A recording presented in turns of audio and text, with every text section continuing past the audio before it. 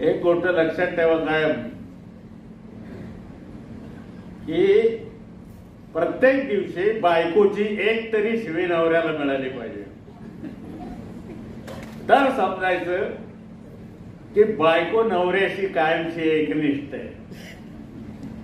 ज्या दिवशी बायको नवऱ्याला शिवी देणार नाही त्या दिवशी समजायचं की तिच्या मनात याच्याबद्दल काहीतरी काळ वेळ आहे. ते खोटी स्तुती करणारी बायको असते की ती गडबडच होऊन जाते.